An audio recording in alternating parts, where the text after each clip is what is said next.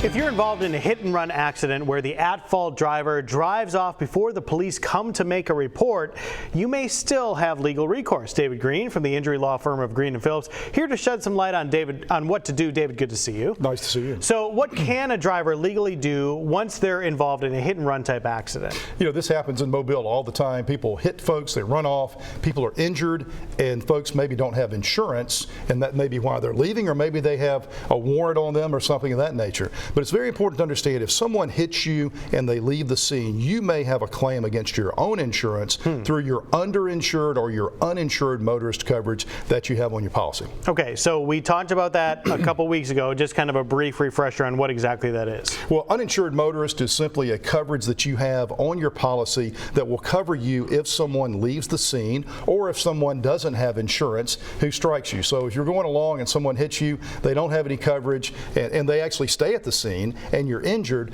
that insurance will then step in and pay you the damages as if they were the other driver's insurance. Not everybody knows the ins and outs of their policy. Do basically most policies have that uninsured motorist coverage? Absolutely. It has to be offered in the state of Alabama. Now, some people waive it, but you don't want to waive your uninsured motorist. It's very, very cheap. As a matter of fact, it may be $25 a year to have this coverage. Very, very cheap insurance, and you need to make sure that you keep it.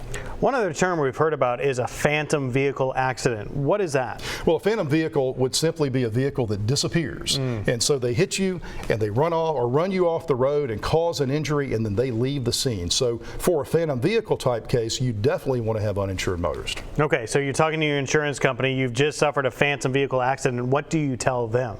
Well, number one, you need to talk to a lawyer first, because they can trip you up. Their job is to sell you insurance and save their company money. Now, of course, if they owe you, they should pay you, but you need to talk to a personal injury lawyer who can sort of guide you through the steps of this type of case. And if anyone out there wants to know more about that, how can they contact y'all? It's very simply 300-2000, or come by 51 North Florida Street right across from Butch Cassidy's. The road construction's almost finished. Almost finished. Sounds good, David. Thanks a lot. We appreciate it. Thanks for inviting me over.